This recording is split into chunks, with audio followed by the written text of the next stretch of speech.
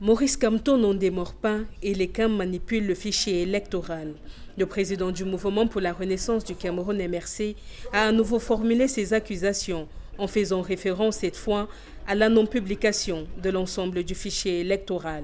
Dans un communiqué rendu public le 30 décembre 2024 par le directeur général de l'ECAM, il écrit, je cite, « Les listes électorales nationales, les listes électorales nationales, la loi dit la liste électorale nationale, sont disponibles pour consultation auprès des antennes communales d'Elections Cameroun et des points focaux de l'ECAM dans les représentations diplomatiques et postes consulaires du Cameroun à l'étranger. » Dans le but d'obtenir la liste électorale complète, la formation politique a saisi le Conseil constitutionnel qui veille à la régularité des élections au Cameroun. Cette compétence dévolue au Conseil constitutionnel lui confère la plénitude de juridiction sur toute question relative à la régularité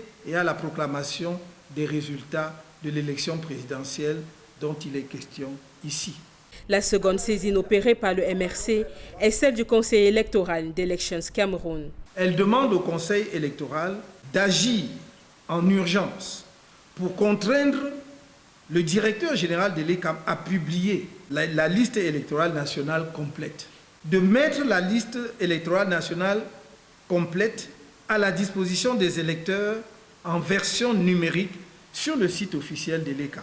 Alors qu'Elections Cameroun avait annoncé la réintégration des 120 000 inscrits écartés pour défaut d'empreinte digitale, le MRC accuse l'organe de ne pas l'avoir fait.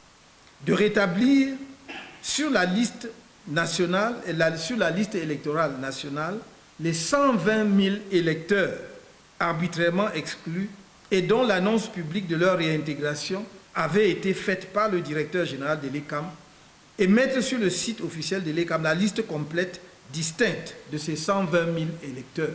Au-delà de ces points relatifs au fichier électoral, le président du MRC a également demandé la délocalisation des bureaux de vote, des casernes militaires, des camps de police et des chefferies traditionnelles.